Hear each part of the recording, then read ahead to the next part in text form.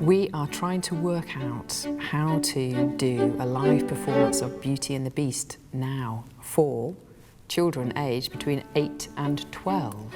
It was still early in the evening, and already Manyari had unwanted guests.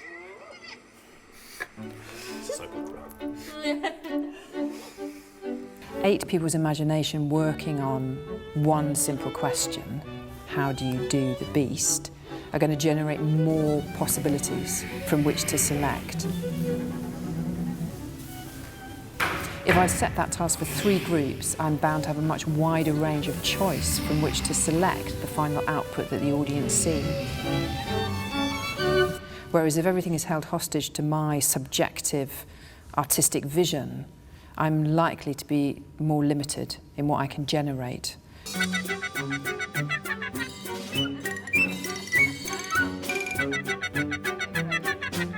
This workshop will provide the starting points for the rehearsal process and the starting points for the design process.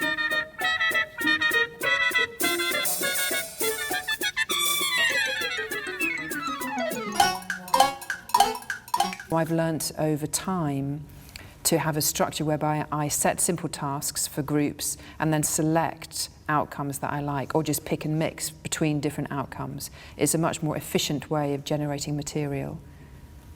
Yeah. Okay, so each of you maybe have a read through, because that's probably the best and most efficient way of doing it, and have a go at how to do this. This is sort of classic bit of the fairy story. So it's really from the merchant tied the horse up to the manger and walked towards the house where he saw no one, but entering into a large hall. We're only looking at his arrival into the empty palace, probably equivalent to about 4 pages of quite magical movement through different rooms. And for me, it's like an example of these sort of episodic problems inherent in the telling of a fairy tale like this. Is there a way of solving it? Is it a narrator that does it, or do you do it through action? Do you do it through... And it's silent as well, so there's zero... Or does he mutter to himself, or... I don't know. Good luck. Be some coat hangers just lying around. Could we borrow some? Open the door. Well, I mean, this, in a way, the entrance and exits could be any way. What's important is the play of the changing. It's possible I try not to direct. Yes, task setting. It's more efficient. And it means that all the conversations are had around very practical, concrete components. Had this idea of, we looked at the text and we just like, actually, this he thinks the palace is peopled by statues. That's all there is. So what happens if they can move? So where are we going to be the statue? Yeah. I think you should both be gargoyles on either side of the big Victorian fireplace. Yeah, great. I think go for it. They're very good at acting, so they'd be the best people to generate scenes at this stage in the process, to test run ideas, much better than me or Lucy or Caroline.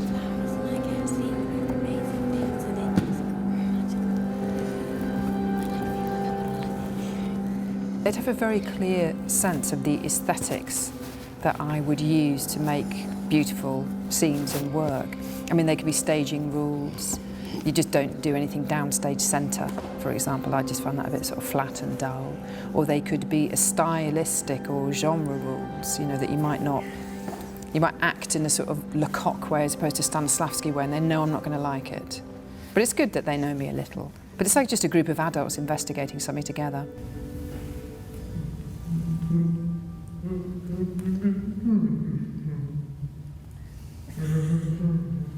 I just think it's maybe too subtle for this moment where we're going to show them. So maybe it's the next thing we should hear is the text, the 2 lines of text between the beast and the dad. It's a devised project, and Lucy's going to write scenes for the project.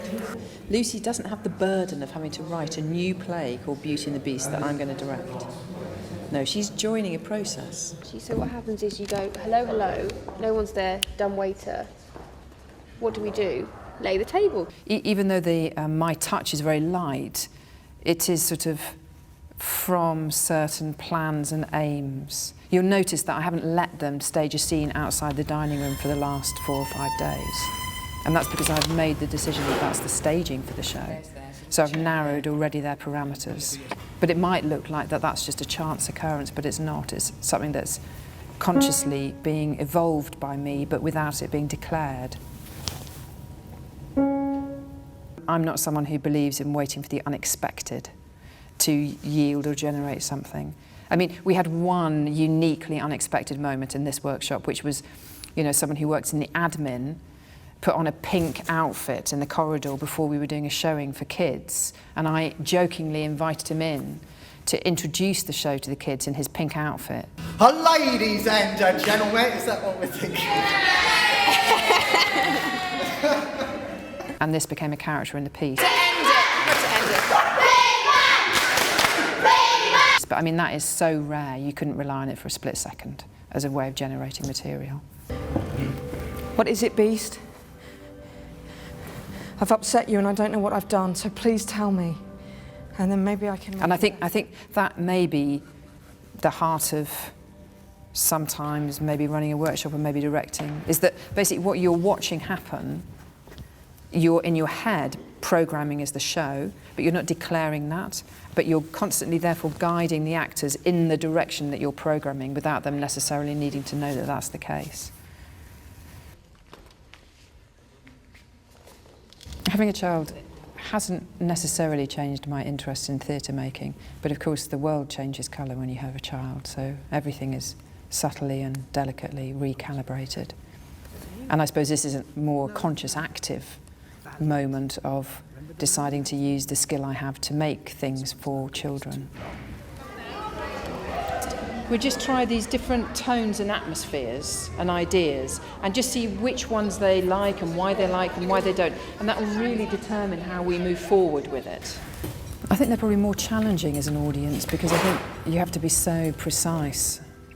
And what's been really surprising about this process, and indeed Cat and Hat, is they can accept a sort of very, very high level of craft and aesthetic and psychology. It's much more sophisticated than we think. The ceiling's opening!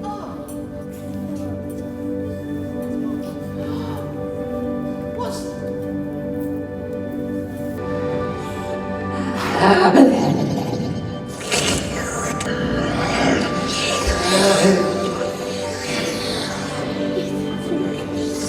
Okay.